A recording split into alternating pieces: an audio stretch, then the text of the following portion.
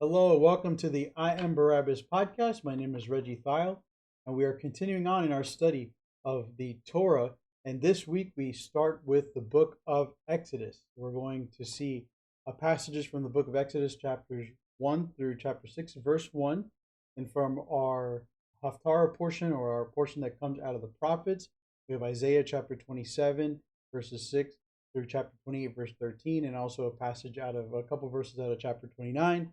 We have Jeremiah chapter 1 through to chapter 2, verse 3. And then we have a portion out of Acts chapter 7, verses 17 through 29. And then we're also going to look at a couple passages out of the Gospel of Matthew and John, as I see they kind of applied to the reading, just at least the way the Spirit led me. And of course, as always, if you have not read the passages yet, please, please, please stop the podcast, stop the video, go ahead and read the passage. Even just read it once. Ideally, you want to read it 3 times and in 3 different translations. It helps your brain to kind of see things differently, especially with the different translations. And then also, I think by repetitive reading, the Spirit is also able to do a cool thing where your mind, each time you're reading it, gets kind of refreshed with the words there, and especially different translations. You're seeing it differently, and then I think the Spirit does a kind of a cool thing combining together the different translations and thoughts, and getting into your head, different ideas about what might be taught, or what might be applied, or said for you in your life, in your walk, as you study the scripture. And as always, this podcast is about how that's working for me, and I hope that ultimately, by hearing what I have to say, it kind of inspires thought, or maybe it connects with you, or maybe it aligns with yours, or even if there's a disagreement, that would be awesome. I'd love to hear what you'd have to say about the passages. Go ahead and comment on the video, and as always, please like and subscribe and share with those that you think would enjoy this kind of in-depth study into scripture. I know that this isn't for everybody, but for those who are interested in this kind of in-depth look at scripture and study, uh, it's definitely a treat, I think, to find a community of believers that want more than just something that's going to encourage you for the next day. It's something where you're just really trying to build up your knowledge base in the faith, so that you can better know God and better know yourself and better know your relationship with Him, and how all of this stuff works. So certainly today we're going to be learning more about God, as Moses does. We're going to be seeing a people that really don't know who He is. They have no idea who He is, and that's because they've been in Egypt for a really long time. Some estimates are like over 400 years. And so they've been living in Egypt and growing and growing and growing, and yet they've become disconnected with the God of their fathers. And it's very clear in the passages that we see here, in some of the dialogue that is given to us. So we're starting in Exodus chapter 1. The beginning of the book of Exodus connects to the end of Genesis. So if you read that and you're like, oh, that's interesting, they're giving to us the family line of Jacob again. It's a much shorter, a truncated version of that lineage. It's given, I think, in chapter 46. You have the listing of his sons, and then you have the mentioning of Joseph dying, which we saw again at the end of Genesis chapter 50. And then you get this note in verse 7 that the children of Israel were fruitful and increased abundantly and multiplied and grew extremely numerous, so that the land was filled with them. And I highlighted that verse because the first thing that came to my mind when I read that was how that connects with God's purpose for all humans in Genesis chapter 1. He said, let us, make man in our image and our likeness, and, let them subdue the earth and dominate it and fill it. And so you see here that Israel is accomplishing that purpose and that goal of filling the earth and growing and multiplying. And it's not all humans that are doing that at this time. It's Israel who's doing that. And it's a sign of God's blessing over them as a nation. Now, as a result of their growing, there's a new king that arises over Egypt. There's a new character that's introduced to us. He's an evil king, and he decides to deal with this issue, which is really an attack on God, right? It's God who lets the people multiply and grow and be blessed in that way. It's God who gives children and more children, and we've seen that in the book of Genesis with Abraham's struggles, and with Isaac having the twins, and then with Jacob, and then each one having to pray for their beloved ones like Jacob or Rebecca and having to pray for them and so that they could have children and grow. And so certainly it's God. God is connected to the idea of people growing and multiplying, having more and more children. And so the this new evil king that rises over Egypt says we have to deal shrewdly with these people. They're going to grow and become even more numerous. So he's thinking they're starting to outgrow us, and if they really get too big, then if another nation comes to fight us, they're going to join in with them, and then we're going to have trouble winning any kind of battle. And so they went ahead and started to force them into labor. So they this is the moment where they become slaves in Egypt. What's interesting is that some sources place the time in which they are actually slaves at somewhere between 80 to 135 years. So a lot of times, the impression is that like the whole time they were in Egypt, they were slaves. Was definitely not until this evil king rises that happens. But notice the result of that in verse 12. The more they afflicted them, the more they multiplied and the more they spread. So his desire to limit their numbers backfires on him as God sees what the affliction that's being sent over his people is what's happening, that it is happening. He ends up turning around and blessing them and helping them to multiply. A theme that is also seen in the life of Joseph, right? He's afflicted and he's suffering and he's sent into Egypt, and yet he continues to grow. He gains positions of power, and people see that he's good at what he does, and he's growing in wealth, and he grows in family, and so on and so forth. So it's definitely there are parallels there that are given with the two stories.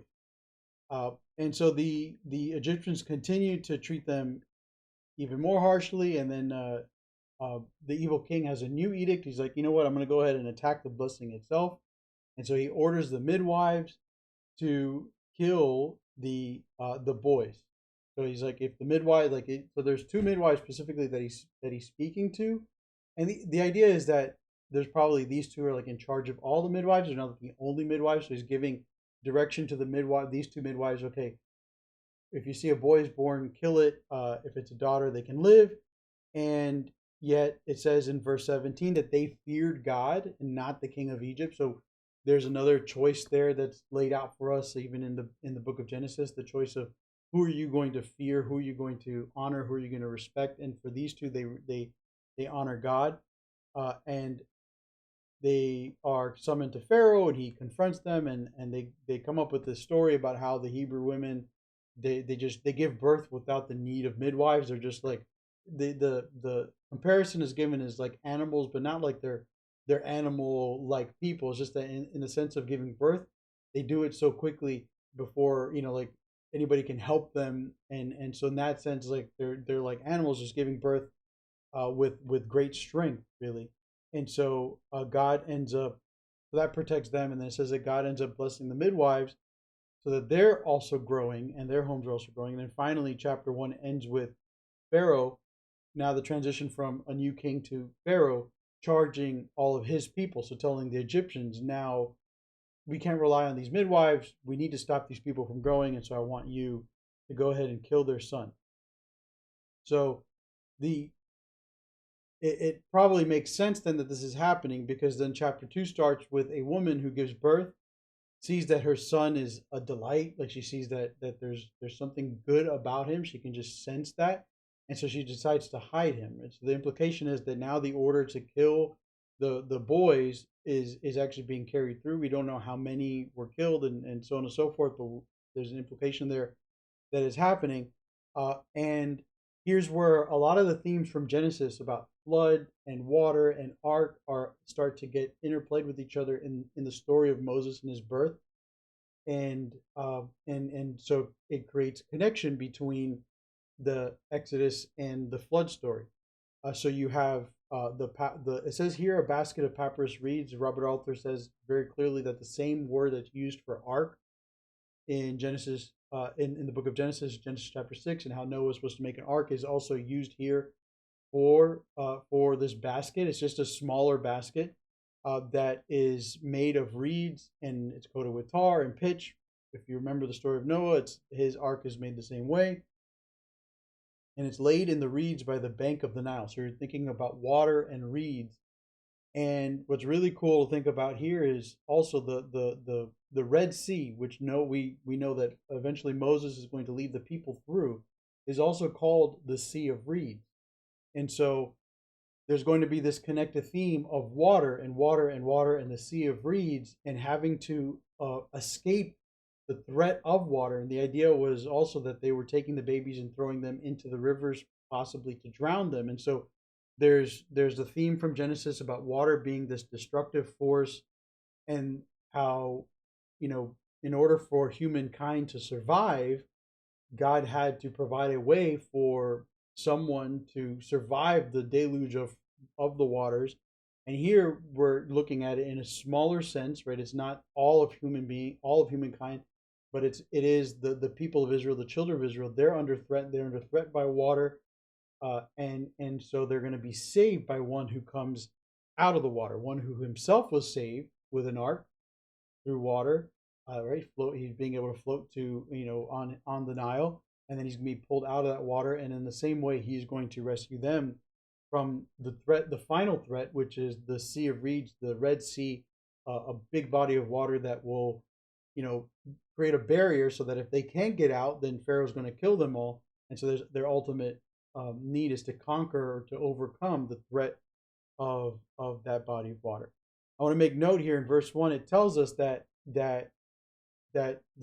Moses comes from the house of Levi, and that's a significant detail. Remember, Levi was the third son of Jacob. Remember, in our last teaching, we looked at how, Jacob blessed and cursed all of his sons, and how Reuben and Simeon and Levi were the first three, the first three sons that were born to Jacob, and how they were cursed because of their actions. Reuben, taking his father's concubine; Simeon and Levi committing remorseless murder of an entire town of Shechem when they were trying to avenge the rape of their sister Dinah. And so in his verses against Levi, he says they're going to be dispersed amongst Israel. And we looked at the Levitical tribe and how they ended up not having any specific land for themselves. They just had different cities throughout the land of Israel that were theirs. And in that conversation, I think I mentioned, it's crazy how the tribe of Levi turns, though, because Jacob is cursing them, and Jacob is looking at them as being these remorseless killers, and that he doesn't want them to take on the mantle of being the firstborn. He passes that on to the next son, which is Judah, the fourth son, and he gives him the scepter and all that stuff.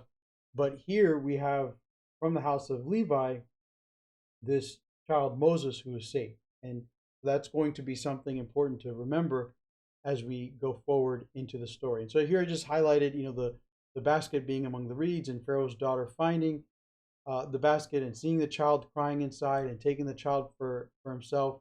And certainly God, the whole story is just showing how God orchestrated this like plan of salvation for this baby that 3 months old, couldn't do anything for himself, where not only to save him from the dangers of being, thrown into the river potentially and being drowned and killed as an infant, being drawn out of that water, which is where he gets his name Moses. And there's a lot of interplay on that word, and how not only does it mean that he was drawn out of the water, but he would also draw others out of the water. And so again, tied to that concept of being delivered through the Red Sea. And again, it's his sister's watching him, and his sister's able to get Pharaoh's daughter to hire his own mother to wean him, and so he gets to grow up with his mom, taking care of him until the point that he's weaned, which is probably the age of 3. And so then he goes into the care of Pharaoh's daughter.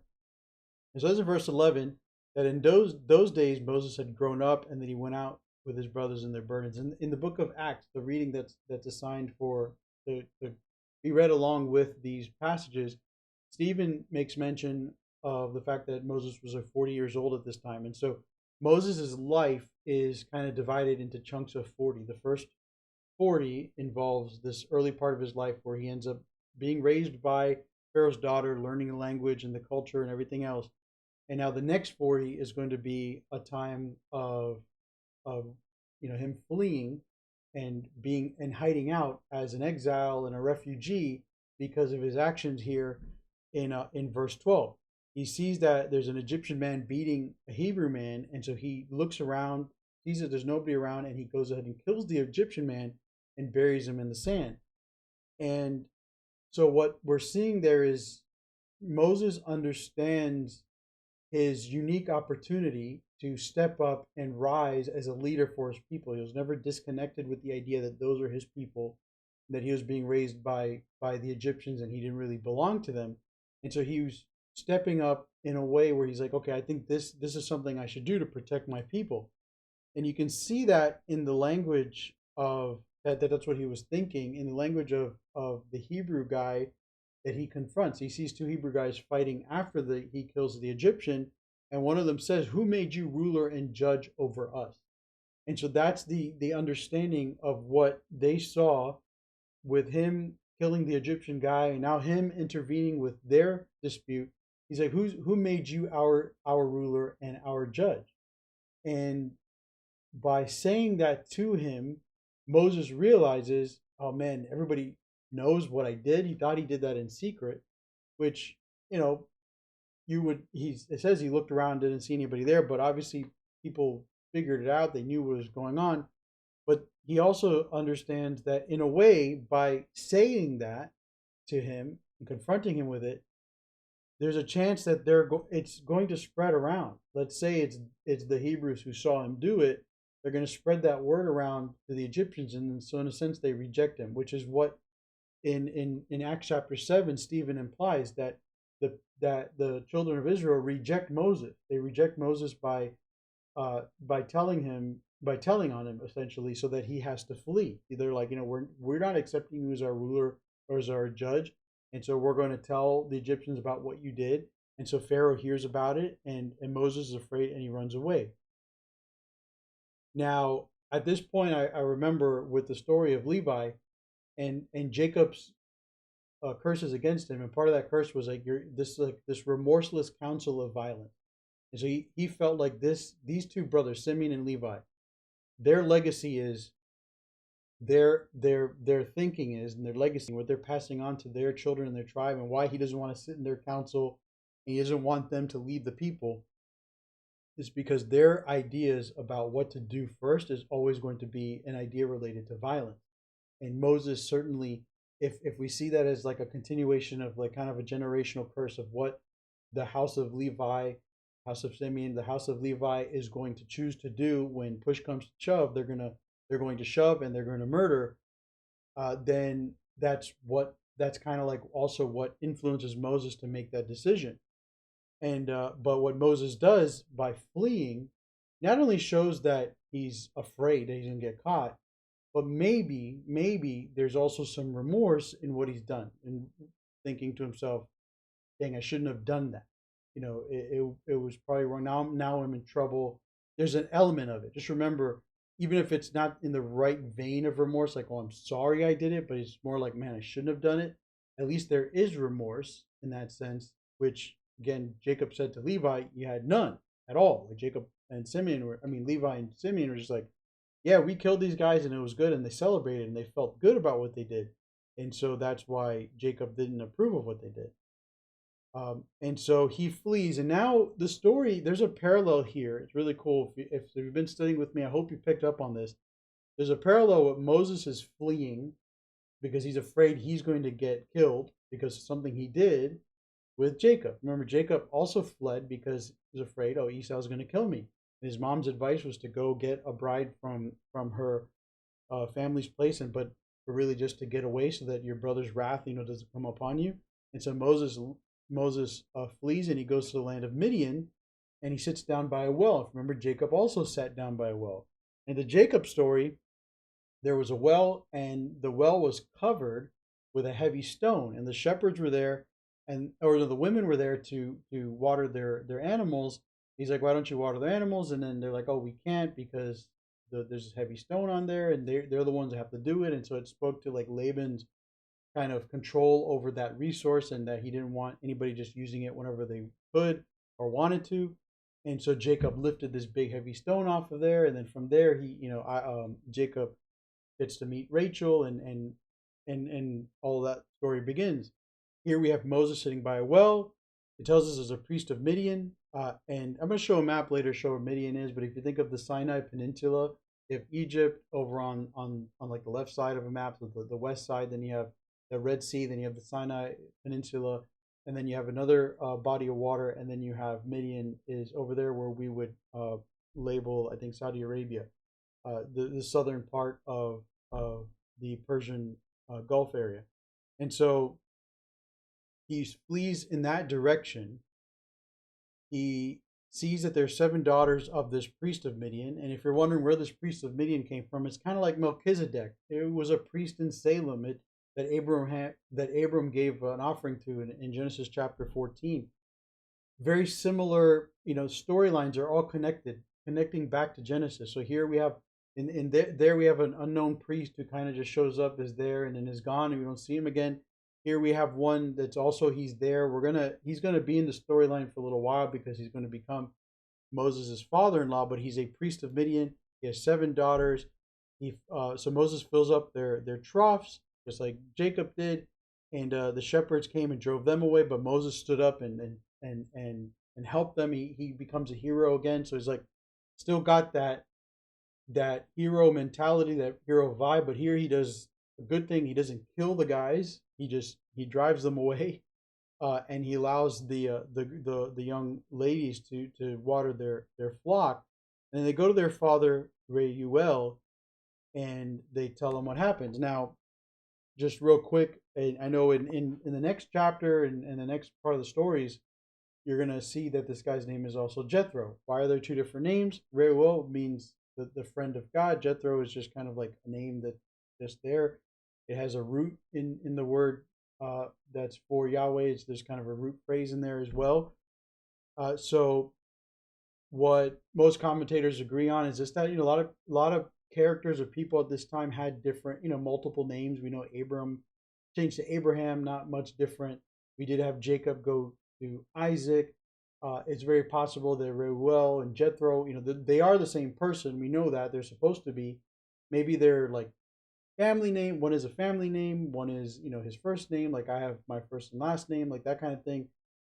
It's really nothing to be confused about. It's all we know is that according to the sources that the text is translated from, this is the name that's used here, and Jethro is the name that's used later. And apparently, this wouldn't be a conflict of understanding for anybody at that time, and so I don't think it should be for us as well. So anyway, they go ahead and they tell their father about what happened. And you remember Rachel tells Laban what happened with Jacob, and Jacob's like, yeah. So Laban's like, okay, let me go meet this guy. And Laban lets him in, but as we looked in previous discussions, Laban was always looking at an angle as to how he can make money, or he can grow out of any kind of situation that was coming towards him. The first was Eleazar, Abraham's servant that Abraham sent to go find a bride for Isaac, and he saw the gold. And he's like, "Oh yeah, come," and he fed him and the camels and everything else.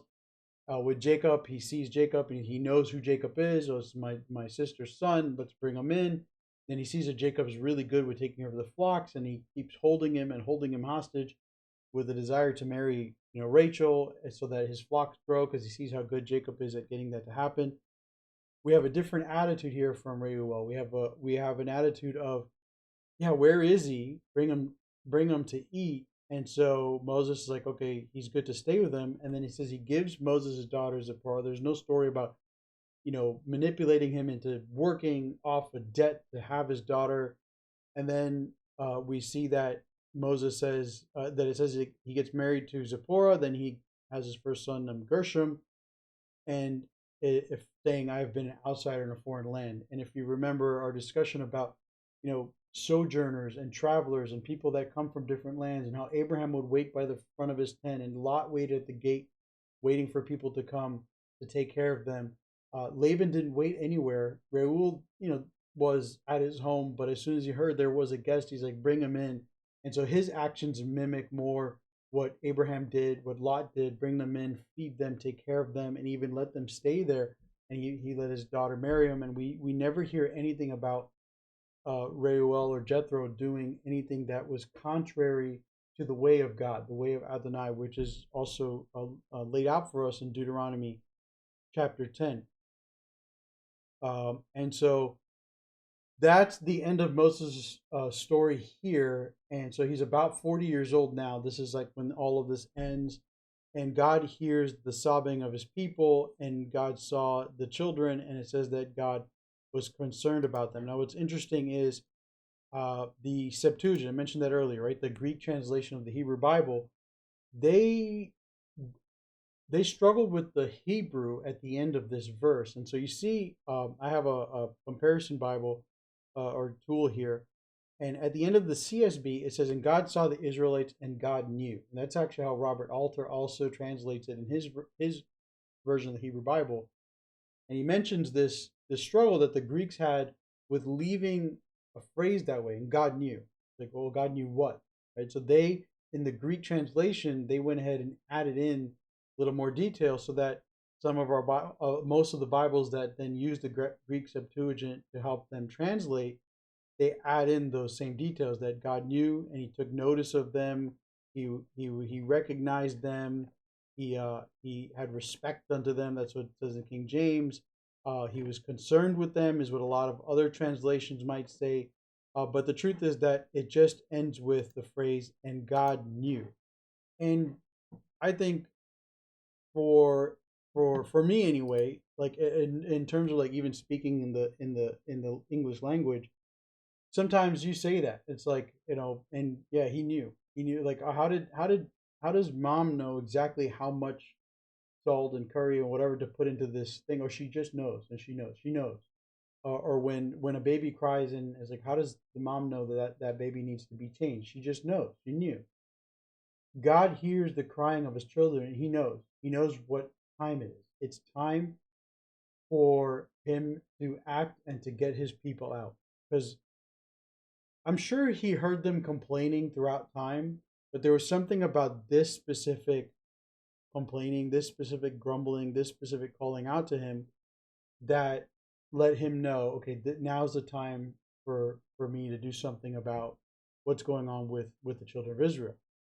And so the language of the Hebrew Bible indicates that immediately after this happens, and so there's time that's passing here, right? It says that that king died, and then time passes on. They groan.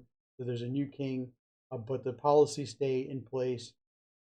And so now Moses is tending flocks, and so here again, Stephen says that it was 40 years later. So Moses, 40 years living in Egypt, he runs away.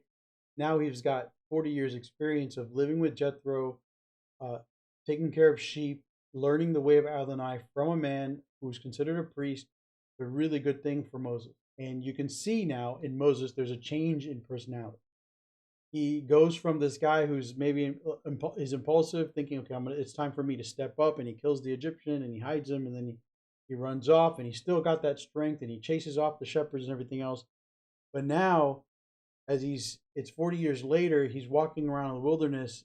There's a change in his attitude, and that change is reflected in how he responds to God's asking him or calling out to him in his purpose to save the people. It's here at this moment that we can go ahead and look at this map of Sinai, and I think I accidentally closed it, so I'm going to go ahead and open it again. Uh, what I'm using here is the Logos Bible software with my computer. It's going a little slow right now, so I think what I'm going to do is go ahead and let's go ahead and just keep covering the passage while I'm trying to bring that up. So Moses is feeding the flock or tending the flock, and is in this area which is in the southern part of the Sinai Peninsula. And when he gets there, he's looking at a bush that's on fire.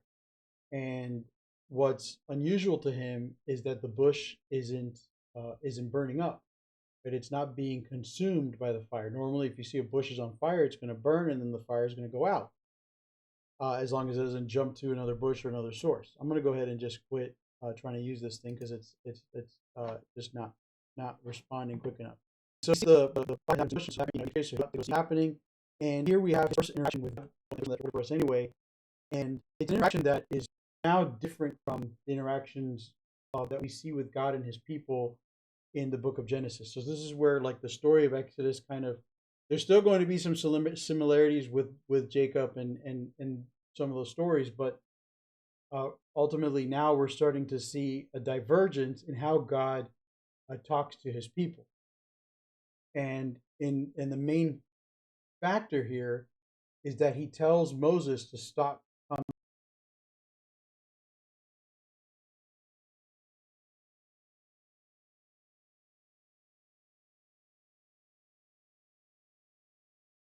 and that the ground is holy. And so this concept now of the fact that their God is a holy God that cannot just be approached freely is being introduced into the narrative. And that's certainly different. And when God spoke to Abraham, or God spoke to Jacob, or God even spoke to Isaac, whoever, there wasn't that kind of feeling of, oh, this is a holy God and they've got to respect him and keep away from him, or something's going to happen. There's going to be some kind of judgment or whatever. But no, there's definitely a theme that's introduced here now in the book of Exodus about the character of God, and what the book of Exodus is really all about. Exodus, Leviticus is really all about God now slowly in piecemeal revealing His true nature to His people. And the first thing that we start with is He is holy, and He's not, you can't just approach Him. And so it says that Moses hid his face. And so God speaks to Moses and lets him know that He's hearing how His people is afflicted and how they're suffering. And Moses says, like, who am I that I would go to Pharaoh and do that? And again, it's a different Moses. He's a shepherd. He's walking around. He's married. He's got kids. He's been away for 40 years. Like, who am I to do this? Like, maybe 40 years ago I was like all for it, but now I'm like 80-year-old. I'm an 80-year-old man. On top of that, right? Like, what am I supposed to do? And God says, He says, I will be with you. And the sign to prove that I am with you will be when you bring the people back to this mountain to worship. So for Moses, he's unsure, and he's basically saying to God, like, how can I know that this is what I'm supposed to do, that I'm this person who's supposed to be doing this, that you're who you say you are? Like, that's really what's being said in that one question, like, who am I that I should go do that? And God says, well, I'll give you a sign, and your sign is going to be the day that everybody does make it here. Then you're going to know that I was with you, and that I am the Most High God. Now Moses practically says, like, who do I say sent me? Because do they know who you are? I don't even know who you are. By him saying this, he's like, I don't know who you are. So who do I say sent me? And he says, this is where we get the famous, like, Yahweh, where I am who I am.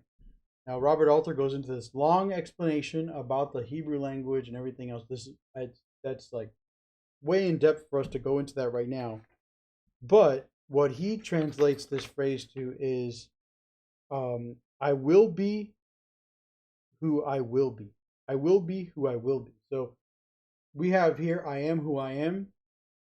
Alter says, I will be who I will be. He links it to the phrase of Yahweh in the first three letters, the Y-A-H, Yah, and how that's incorporated into names like Isaac and Jacob.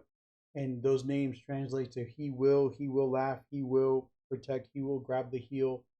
And so the concept then is that the name that God gives is one that says, I will reveal who I am, and who I reveal to be will endure. So a more modern translation of it could be, I am he who endures. I am he who I will show you who I am, and I will endure as that forever. Okay. So that's, all that to say, like, even the I am who I am phrase, it means that, right? It's like he is who he is, and he is always going to be who he is. But the slight difference in how Alter translates it, and he explains it, is that God understands that at this present time, they don't know who he is. And so he will reveal himself. And as he reveals himself, what he reveals about himself will remain the same, and that he will remain the same, and it will endure forever. That's the main point there. And so he continues on, tells them, I'm Adonai, the God of your fathers. And so he's connecting it back to Abraham, Isaac, and Jacob. Certainly they've been telling the stories of that, and so I'm sure they know about that. And then he says, I promise that I will bring you out of Egypt and into this land flowing with milk and honey. So who do I say sent me? I will tell you who I am as time goes on, and then you will know that that's me forever. And this is what I'm going to do for you. But again, Moses is doubting. He says, God says that you're going to listen to your voice, that the king of Egypt's going to figure out who I am by my strong hand. So he's going to reveal himself to the king of Egypt. And so they're going to also know who he is by his strong hand and everything else. And then they're also going to plunder the Egyptians. So he lays out the entire Exodus for them. But Moses still has his doubt. And in verse 4, he says, okay, but what if they don't believe me? And they say, they don't believe that Adonai, the God of Abraham, Isaac, and Jacob, actually showed himself to you. And that's where God gives him 3 signs. He gives him 3 signs. He says, I'm going to give you 3 signs. These signs will prove to the people who see them that what you're saying about me is true. So he gives them these 3 signs, right? And the first one, the staff that Moses has turned into a serpent. Don't miss the parallel there with the serpent in the garden. That's a really important concept. Okay, the great serpent, the one who was cunning and deceived Eve and led to the fall of all mankind in the garden. He was also, that Canaanite mythological god, the main one that they would be afraid of or fear, or the one who's supposed to be in charge. He's a serpent, and so the staff turns into that serpent. And Moses, of course, he sees a serpent, he gets scared, and he runs away. But God tells him, nope, stretch out your hand, take it by the tail, which Alter mentions and confirmed this. Like if you have a venomous snake, the most dangerous place to pick it up is by the tail, because it allows it to come back and bite you in the hand or in the arm. But by telling him to grab it by the tail, God is showing again his power, because as soon as he grabs it, the snake doesn't have time to coil back and bite. It just turns back into a staff. And so God is showing his power over the serpent and his power over, whatever God is associated with that he is stronger than that God, right? Revealing parts of himself through the story, through signs, and he's willing to do that now. If that sign isn't enough, then he says, stretch out your hand, and then his hand turns and he puts it into, he says, put it into your cloak. He puts it in, he pulls it out, it's white as snow. Remember, Moses has been working as a shepherd, and it's sometimes it's hard to imagine, but when you're out in the sun and you're Semitic people, you're a people that's in that region, in the Gulf, in the area, there's not a lot of really fair-skinned people there. So imagine his hand is darker. Maybe it's like my skin tone, maybe it's darker, and maybe a little lighter, whatever. But the miracle of pulling that hand out and then seeing that the entire hand is blanched white as snow. And some say that's a sign of leprosy, but the language according to Alter doesn't really point to that. It's just the fact that the part of his hand goes to a completely different color than what the rest of his body is. And then he puts his hand back in and he pulls it back out, and it's back to normal, back to the same color as the rest of his skin, which is God showing his authority and power over even the laws of creation and DNA and melanin and what your hand is supposed to be, your skin color. It's not supposed to change like that unless you have a disease that some people are afflicted with, and their skin starts to lose that strength of melanin, and it gets lighter. Otherwise, that's not supposed to happen, right? But this God is the God who created everything, and so he can do that. He can do that to even the DNA in Moses' hand. Powerful stuff. He says, even if that's not enough, here's a third sign. Take some water out of the river of Nile, pour it in the sand, it's going to turn into blood. Again, altering physics, and you have, what is the power and the threat of Egypt? It is the water. We've seen that already. And it's also the source of their power and the strength. The fact that the Nile is always there they don't rely on rain. Later on in the books of Deuteronomy, and then even in the book of Zechariah, when there's prophecies about the end times and about the nations, now God is going to send rain or not send rain. And then to the nations who don't need rain, like those who have the Nile, like those in Egypt, he will dry up the Nile, like or he'll send plagues. Like he will. There's a recognition there that the Nile is what gives Egypt its fertility, its ability to grow and to have crops and everything else. And so to take that water and then turn it into blood, which is a sign of death, or sacrifice, or we're going to see more of what blood means for these people, is a significant thing. So he says those are the three signs I'm going to give you. Now at this point, I want to switch gears to the book of Matthew. And in the book of Matthew, we have Jesus dealing with signs. So this is where my mind kind of went as I'm reading this, and I'm thinking about the signs and how God is willing to give Moses signs to tell the people who he is. It's because they don't know him, but he's going to reveal himself to them. And so these signs are meant to educate them about who this God is and what he can do. At the time of Jesus on being on the earth and completing his ministry, we have a group of scholars and Pharisees that come and say, we want to see a sign from you. And no doubt they're thinking back to the time of Moses, and they're thinking, well, Moses showed us signs.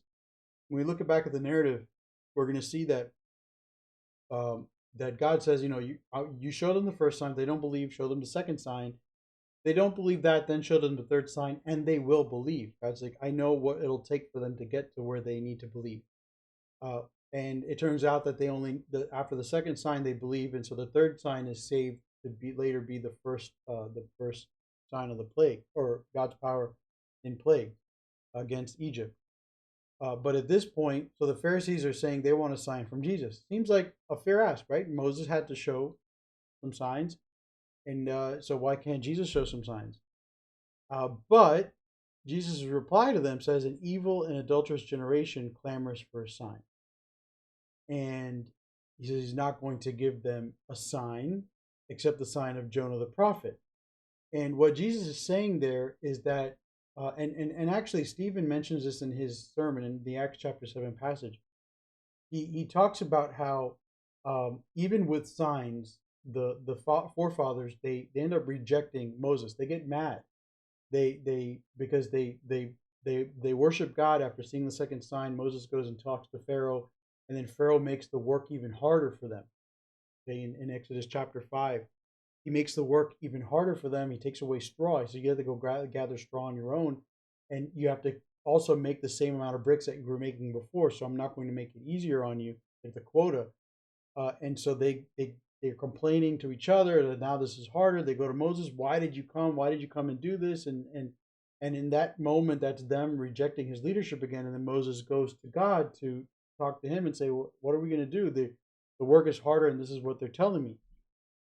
And so the point that Jesus is saying is that an even adulterous generation is that clamors for a sign, is that even if they get the sign, if things go wrong, they're going to be quick to turn around on the one who showed the sign. They're going to be quick to reject them, just like the generation that asked Moses for a sign. And what Jesus says then is that the only sign you're going to get is the sign of Jonah, and everyone understands he's talking about his own resurrection. So they're going to see that. That's going to be a sign for them if they want to believe or not. And then he says some interesting stuff. He says the men of Nineveh will rise up at the judgment with this generation and condemn it, because they repented at the preaching of Jonah. And what he's saying there is that Jonah didn't come with signs. Jonah just came and he preached the message. Jonah went through all of his stuff on his own. Nobody saw that. He went to Nineveh, he preaches the message, and they repented based on hearing the word of God. They listened to it and they repented. And then the queen of the south will rise up in judgment, because she came from the ends of the earth to hear the wisdom of Solomon. So she heard about the wisdom of Solomon. She went to go see Solomon, because in hearing about his wisdom, that was enough for her to say, okay, what Solomon has over there is what I want to know more about. Whoever his God is, or whatever, I want to know. The Assyrians in Nineveh, when you read the book of Jonah, when they hear the message, they understand who this God that Jonah serves is. They already know. And so they already know what he's done. And that's really what Jesus is pointing out to. The God that brought you out of Egypt, he's already done all of these things. The signs that Moses gave here that we've looked at, the 10 plagues that are come, the bringing through the Red Sea, that miracle, and all the signs after that, all the just everything that happens in their history after that, for them is a record. Remember, God says, I will be who I will be, and then who I will endure. And so when Jesus comes and he's teaching and he's giving the messages and he's sharing the Spirit of God and the Word of God through his message, and he's also sharing his wisdom, that should be enough to point them to the God that they already know. But because they don't really know him like they should, they ask for a sign. And that's another reason why they're an evil and adulterous nation, because they're not really in relationship with this God anymore. They're in relationship with their own version of who God is. And by having their own version of who God is, when God actually comes with his actual message, which is reflecting everything he's already shown them, they don't see it. They don't see him, and then they reject the one that God sent. That's really actually some powerful stuff there. So going back to Exodus, we've covered some of this. The rest of the story, I'm not going to go over that again, but looking at chapter 4, Moses sees these signs, and Moses himself is still like, I can't do this. I'm not a man of words. Not the day since yesterday, the day before. I have a slow mouth and a heavy tongue. And at this point, God says, okay, understand this, Moses. Like, who made your tongue? Who made your mouth? Who put that all together? Understand that I will go with you and I will teach you and teach you what to say, tell you what to say. One of the great, awesome things about Jesus' ministry is how he would just say, like, I don't say anything on my own. I only say what the Father tells me to say. And he's that, like, just perfect prophet of God, perfect servant of God, who's like, okay, here I am, I will go. And who's going to bring us the word? Who's going to give us the message? And this, and so he's like just that obedient son that goes and does it. But most of the human prophets have this struggle. You have like Jeremiah. We're going to actually see that passage soon. You have Isaiah starts that way. Ezekiel struggles. He's like, where are the words going to come from? And God is just like, listen, I will speak through you. Trust that. He's revealing more about who he is. He's saying, when I send a prophet, when I send my person out to go do this thing, like I'm sending you, it's going to be my words in your mouth that are coming out. And this is the point where, again, he's like, please just send someone else. And it says the anger of God kindles against Moses. Why? Because he's telling him who he is. And by continuing to not want to do it, what he's doing is he's not believing what God is saying about who he is, what he's revealing about himself. And when you don't believe what God is telling you, then that makes God a liar. But God is not a liar. And so it's a very serious thing to say to God, right? Like, I can't do this. And God's like, hey, I'm not lying. This is something I'm going to do. God in his grace, which he reveals here about himself, agrees to send Aaron, another Levite, his brother, to speak with him. And so ultimately what God is probably dealing with is Moses's reluctance to do this on his own. Just doesn't want to do it on his own. And so he's going to give him his brother to go with him. And that's where he says, okay, I'll do it. And then he returns. Now notice here with Jethro, when Moses says, hey, I got to go. Remember what Jacob had to do? Jacob had to like run away in the middle of the night. Then Laban chased after him. And then they had that whole scene there that went on between Jacob and Laban. But here with Jethro, showing again the difference in his nature and that he does walk the way of God. When Moses says, I've got to go back, Jethro says, go in peace.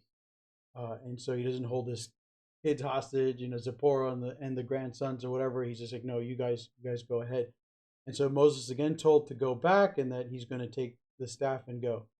Now, at this point, he tells him everything again, what he wants Moses to say to Pharaoh, and like ending with slaying the firstborn. And it's at that point where we have like this really odd story, and it's really strange in its place. Like when you read it, it says, and so I'm going to go ahead and read it in this moment so that, just in case you haven't read, that we can at least look at the context together. This is chapter 4, verse 24. It says, happened along the way at a lodging place, just a place where they camped, that Adonai met him and sought to kill him.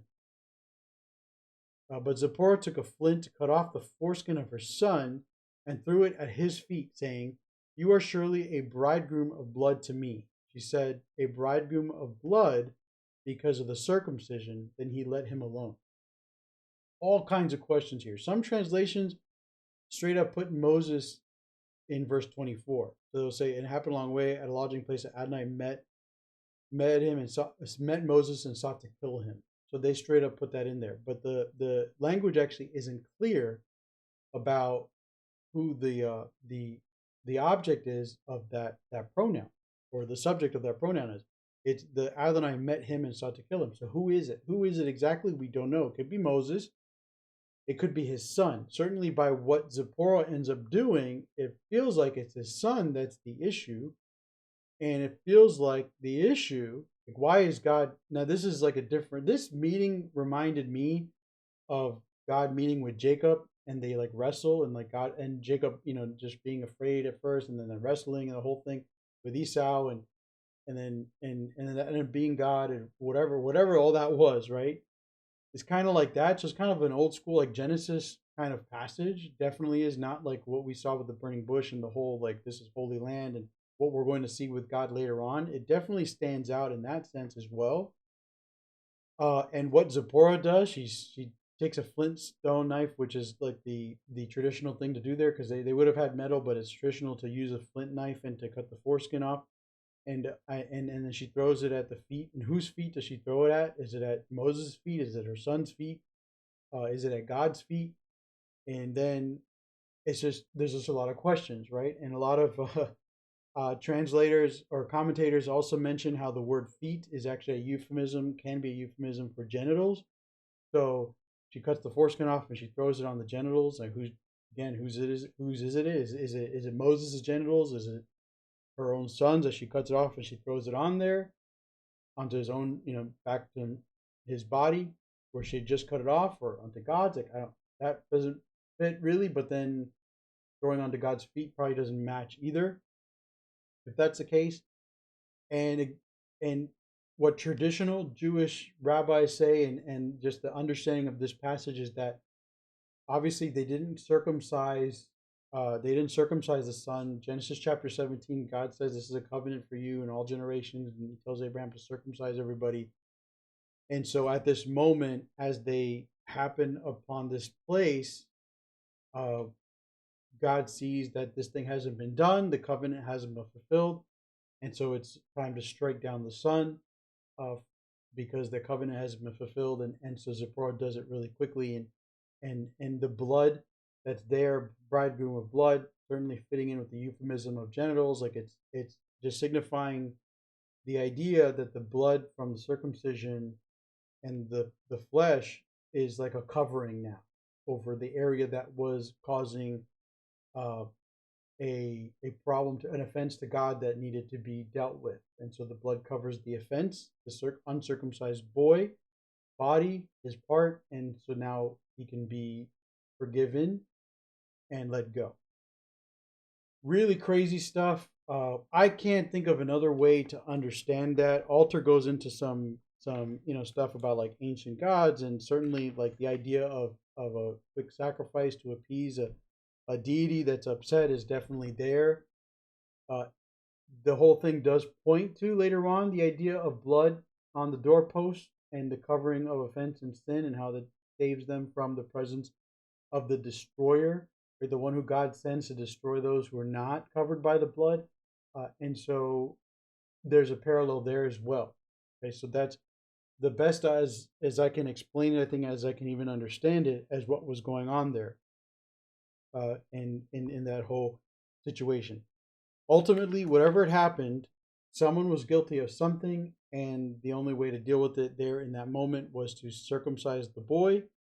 And so it makes sense to me that it wasn't Moses, that it was the boy, that God met, the family. He sees the boy. He's going to kill the boy for not adhering to the covenant. You're also seeing it's not a son. It's not like a boy either. It's been 40 years, right? So it's probably a grown man who hasn't been circumcised yet. And so Zipporah, which is also odd that it's not the father who does it, does the act of circumcision to save her son's life.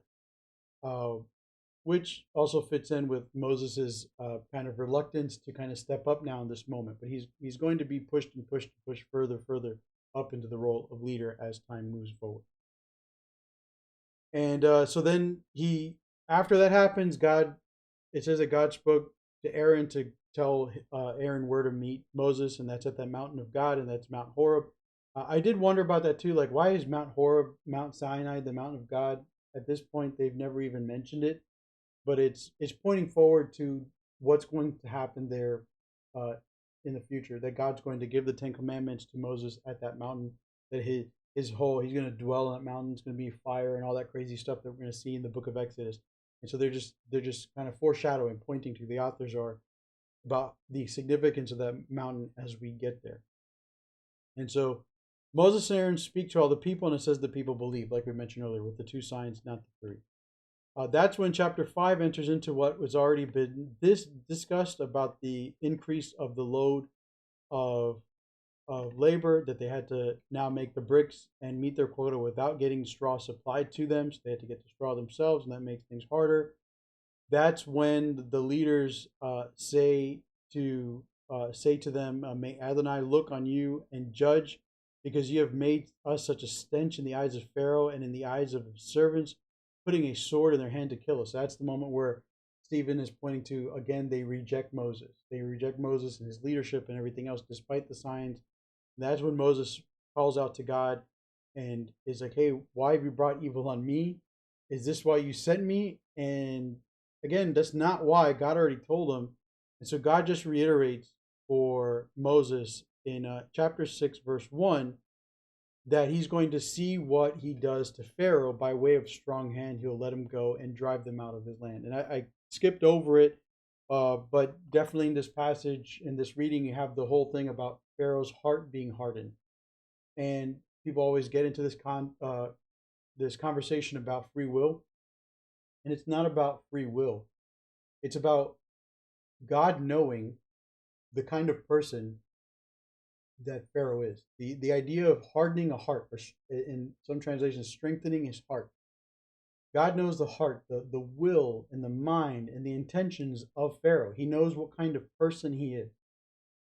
And if you know what kind of person someone is, you also know what to do to make sure you avoid the very worst parts of who they are. So if you know that someone is, like when it comes to things being clean, they're just like militant about it. And let's say it's your spouse, and you get home and you see like things are laying around, your spouse is coming 30 minutes. If you just leave everything where they are, because of their personality, they see everything, it's just going to make them upset. They're going to yell, they're going to scream, whatever it is, about what they do and how they are. And so to avoid that, you go ahead and you clean up everything so that when they get home, they don't see that, and you're going to, in your mind, you're avoiding that worst part of their personality. Or let's say you want to upset them. You're angry at them, and so it's malice. It's malicious behavior is to know what someone's like, what buttons to push, and so you do those things so that when they see what happened, you've pressed their buttons so that they do what they probably shouldn't do, but it's just a highlight of their personality. And it's malicious when we as humans do it just because we're, trying to get back at somebody. We're paying evil with evil. For God, what he sees with Pharaoh, he knows what's in Pharaoh's heart. He knows the kind of person Pharaoh is. He also knows that Pharaoh will not let the people go unless he uses what's described here as a strong hand, meaning unless I really show my power, Pharaoh's not going to let you guys go. And ultimately, I'm going to show him different stages of my power And none of those things are going to be strong enough for him to say, okay, fine, go. What the only thing that's going to finally be strong enough for him to say, okay, let him go, is when I slay all the firstborn. It's not something God wants to do. It's something God looks at Pharaoh and sees that he's going to have to do in order for his people to go. And really, every step to that point is just a step where God is actually giving Pharaoh a choice to not act in the way that God ultimately knows he's going to act anyway. There really is an opportunity, but he knows Pharaoh's heart. He knows the kind of person he is. And so he says, I'm going to do this thing. Pharaoh's going to see it. I would hope that Pharaoh would say, okay, go ahead, go. But instead, because of who Pharaoh is and what's in his heart, it's just going to make him decide, no, I don't want to let them go. And it's going to make him hold on even more. And that's what that concept is. It's not God predetermining and choosing for Pharaoh. It's God just understanding the heart of a person, understanding what he can put in front of them in terms of where they're walking and what path they're going to take. And there's always a choice to go the other way, but that's only, like based on what our heart and personality is kind of pointed towards. That's why the language of the gospel and our salvation is really talked about in sense of like what great things God can do through his spirit, where he can help us through his spirit. He enables us to make a different decision. So when we make that decision, was it our choice? No, it was a choice laid out for us by God. It was a choice that we could make, but it's one that we really don't have the power to make unless we have his spirit with us to make that decision. That's really what is going on there. Now, I see that our time is running short, so what I want to do is look at our Haftarah portions. Because of what we just discussed, what I want to do is first look at the Jeremiah portion. So Jeremiah chapter 1, what we're going to see here is the similarities between Moses' calling and Jeremiah's calling. Both men hesitated, both men struggled with the idea that God was going to send them to do something. And so from the very beginning, Jeremiah is told, hey, when you were in the womb, I knew you. I knew what you're going to be for, and I set you apart for this purpose. And God spoke the same way to Moses, like, I am choosing you and I'm going to speak through. And so he says, he also tells him in verse 6, look, Jeremiah speaks back. He says, I don't know how to speak. I'm still a boy, very similar to Moses' hesitation. And God says, don't tell me that. You're just a boy. I made you from the beginning. I know exactly what you are, and I will command you what to speak. Don't be afraid of them, for I am with you to deliver you. It's a declaration of Adonai. So that's where this Jeremiah passage is given to us to see that parallel for Jeremiah and his calling. And again, God reiterates, and he's already explained this to Moses, and so anybody who's grown up in after Moses and has heard the stories and the teachings of Moses and everything else should understand, okay, this is something God does. So Jeremiah is now getting this call, and God is gracious to remind him of what he's already taught Moses, that it's him he will put his words in Jeremiah's mouth. Why? Because he's appointed him over nations and kingdoms to uproot, tear down, destroy, overthrow, build, and to plant, just like Moses was.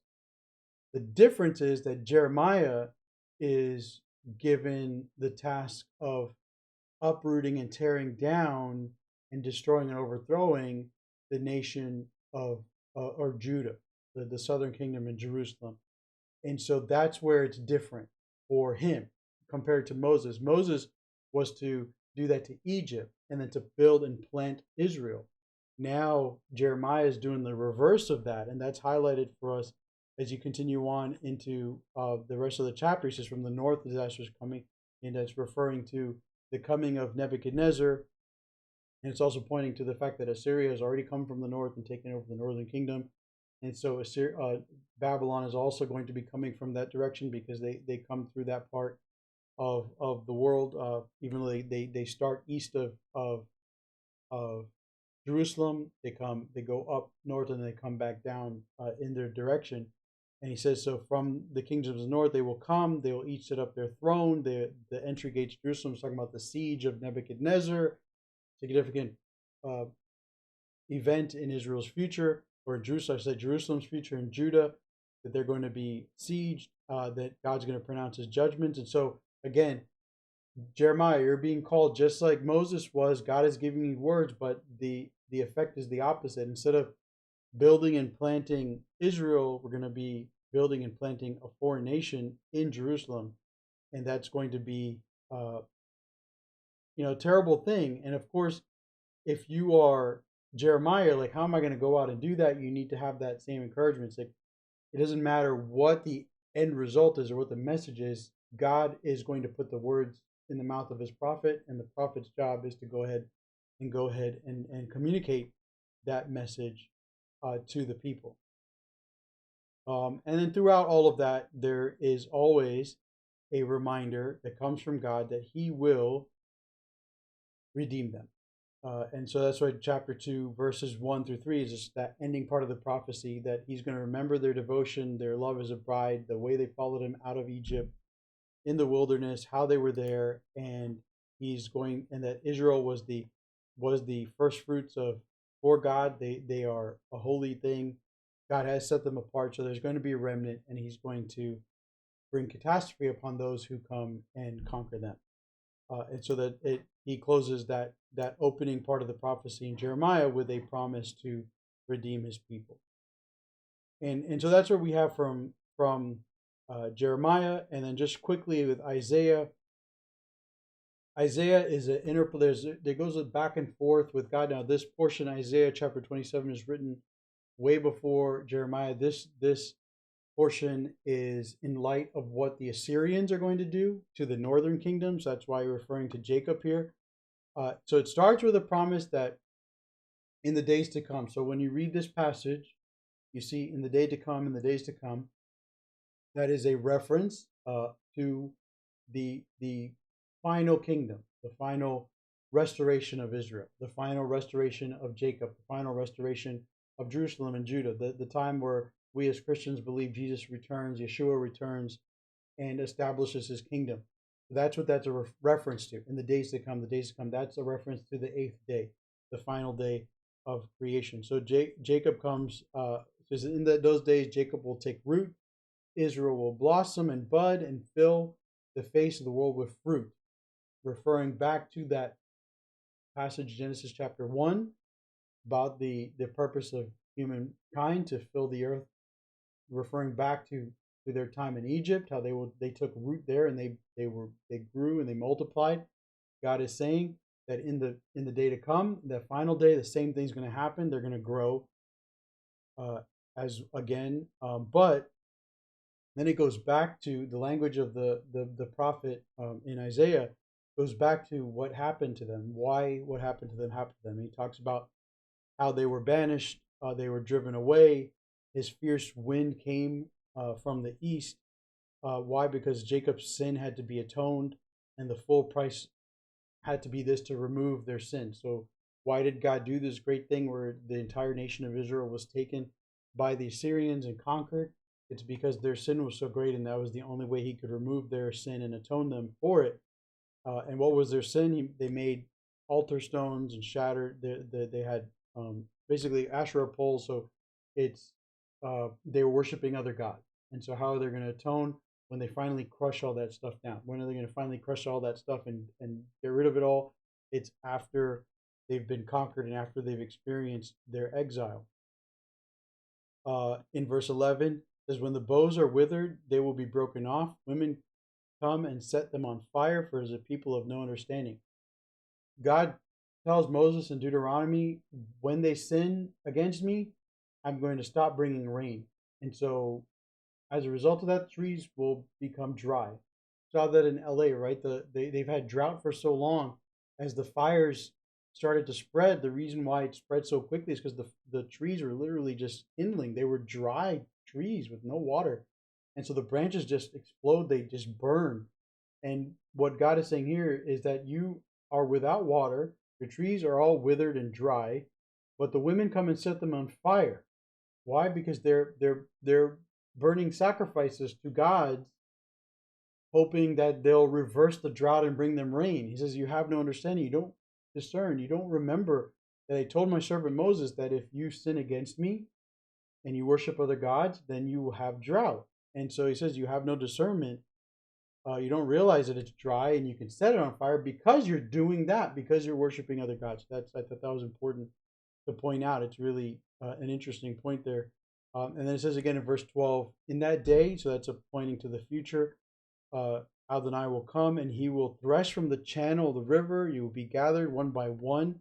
In that day, there will be a great shofar, a trumpet blown, and those perishing in the land of Assyria, exiled in the land of Egypt, will come and worship Adonai.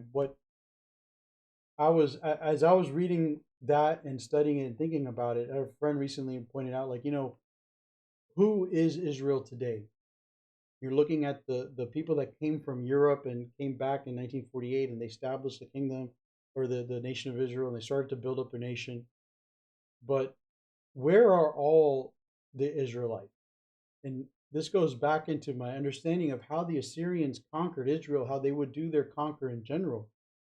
They would take over people and they would take a group of people and they'd put them in a different land and bring other people from another land and they would mix them together. They would mix the people they've conquered together so that they would assimilate to each other.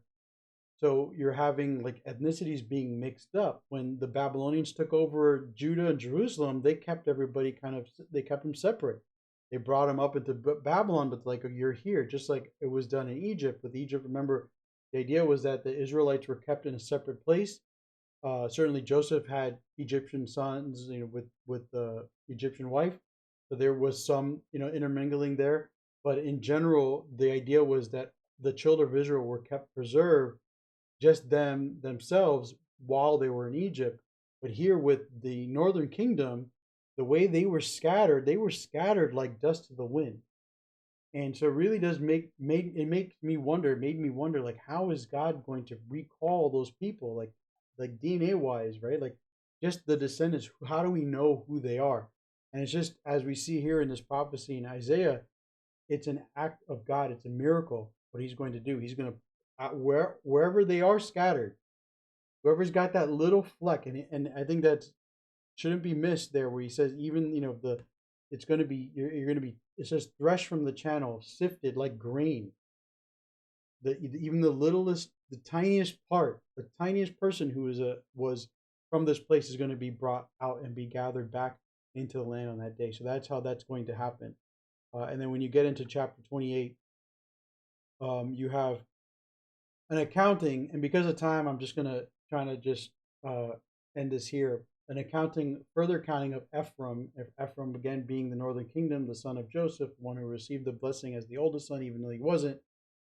Their sin was one of the main roots of their cause. Like not only the idolatry was the fact that they were overcome with wine. They were drinking too much. They were alcoholics. If you look at throughout the passage here up to verse 13, there's this in verse 7. It says that they reel from wine, they stagger from strong drink.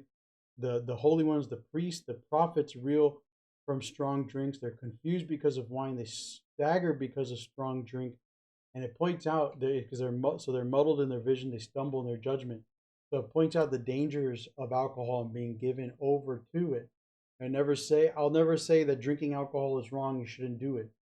I will say this: looking at this passage here, there are some very real concerns and dangers when it comes to the drinking of alcohol, about the effects, the overall effect it can have on a person's mind. That it will remove their ability to think clearly, their ability to judge clearly, which I think all of us know that about alcohol. It's why you're not supposed to drive and drink, and why there's a lot of rules about drinking and about the stuff that you can do while you're under the influence of alcohol. And it's clear here that for Ephraim, it seems like the entire tribe was just caught up in drinking. But in that day, verse 5, God will come. He will give them a crown of glory. So there's language there about how their current crown and they're established. They think that they're rulers. It all withers away. But he's going to give them in the final day the crown of glory, a diadem of beauty. Diadem is just another word for like a crown, a type of crown, like a thinner one. a remnant for his people, and he'll give a spirit of judgment for them and a strength back to them, which is all stuff they lost because why? Again, in verse 7, because they just drank too much. And right now their tables are full of filth and vomit, and but God will redeem them and God will bring them back, and he will call them as his own. So that's the teaching for this week. The Acts passage, I looked at pieces of it. The main takeaway is similar to it was assigned a few weeks ago. Just Stephen's drawing comparison to the older generations, previous generations rejecting Moses, and his whole speech in Acts chapter 7 is about how this generation, the generation he was talking to, rejected the Son of God, and they crucified him. And that story ends with him being stoned to death. But really, that's the whole point there of the passage, is to be reminded of the fact that God, will continue to send his prophets, continue to send his people to go and share a word. And at this point, the fullness of everything he is has been revealed in the person of Yeshua the Messiah. That's Hebrews chapter 1. And so to reject that person and everything he represents is to reject God. And that is something all of us have to be careful about doing. And it's not just rejecting. Jesus says, like, he is who he is, and you get to believe who he is. He's the Son of God. He's the Messiah. He rose again. He died on the cross and he rose again. Okay, believe all of that, but also everything that's said about him, about his character, about his nature, and about what he reveals about God, how he cared for the poor, how he cared for those who were rejected by society, how he went out of his way to serve them and protect them and watch them and love them and cover them. It speaks to the nature and character of God, which is constantly being revealed to us, I think, as we do this study. And so we have to be careful. I have to be careful about adhering and grabbing onto people who, in their very character and nature, is the exact opposite of everything Jesus represents. In what he would do, in what he would say, in how he would behave. Because in doing so, we would be rejecting God as he's already revealed himself to us. There are a lot of people out there talking about God and who God is and who God is for and who God is against, and they're siding him with actions and beliefs and words of people that are contrary to what has been revealed in the person and in the work of Yeshua and in the scripture and all these stories. And that kind of rejection is the one that's going to be met with judgment. And so we can confess with our mouths certain things, but then in the end of the day, God will judge the heart of our hearts and where we are with all of that. And he will discern and he'll say to some, like, hey, I never knew you, so leave me. And that to me is like the worst thing. So I want to know God. I want to know who he really is. And I want to believe and have faith, trust in him, and accept him for who he's revealed himself to be, and then reject all others who just do not look like him at all. All right, so that ends the teaching for this week. I thank you again for watching. I look forward to continuing on in this study. And again, like, subscribe, share with friends as you see fit. Thank you, and God bless.